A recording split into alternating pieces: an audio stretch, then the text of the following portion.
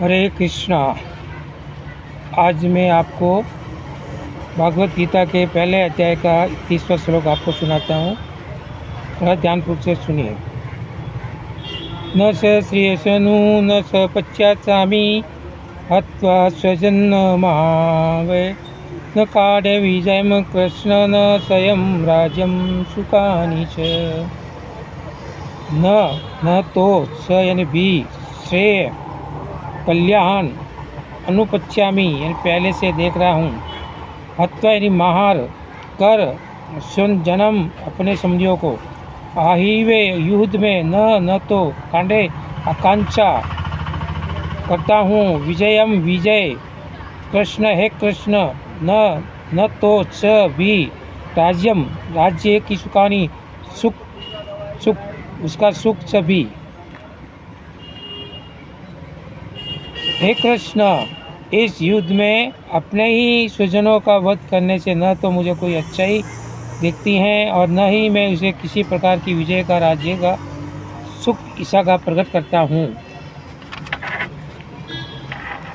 इसका अर्थ हुआ कि अर्जुन घबरा रहा था और बोलता था कि अपने सगा समझों को मारने से हमारा कोई भला ही नहीं है। तात्पर्य है कि जाने बिना किसी मनुष्य का स्वार्थ विष्णु या कृष्ण में है। सारे वृद्ध जीव शारीरिक संबंधों के प्रति यदि सोच कर आकर्षित होते हैं कि वे ऐसी ही परिस्थितियों में प्रसन्न होंगे रहेंगे, ऐसे आध्यात्मिक बुद्धि के कारण वे भौतिक सुख के कारणों को भी भूल जाते हैं। अर्जुन तो क्षत्रिय का नैतिक धर्म भी भूल गया था।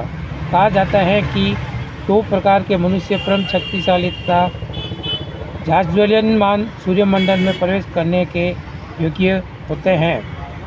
यह तो एक क्षत्रिय जो कृष्ण की आज्ञा से युद्ध में मरता है तथा दूसरा सन्यासी जो आध्यात्मिक अनुशासन में लगा रहता है। अर्जुन को अपने शत्रुओं को भी मारने में विमुख हो रहा है।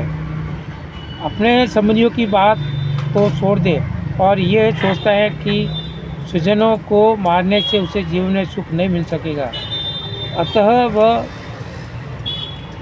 लड़ने के लिए इच्छुक नहीं है।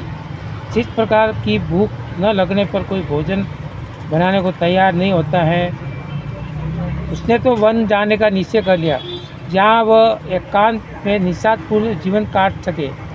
किंतु क्षत्रिय होने के नाते उसे अपने जीवन निर्वाह के लिए राज्य या कोई क्षत्रिय को कोई राज्य प्राप्त करने का एकमात्र अवसर है कि अपने बंधु बांधवों से लड़कर अपने पिता के राज्य का उत्तराधिकार प्राप्त करे। इसे वह करना ही चाहता था, इसलिए वह अपने को जंगल में एकांत में करके निराशा के एकांत जीवन बिताने के योग्य समझता था। अर्जुन घबरा गया और बोलता है, सगा समझों को मारने से हमारा कोई योग्य नहीं है, हम जंगल में जाके वहाँ तपस्या करेंगे।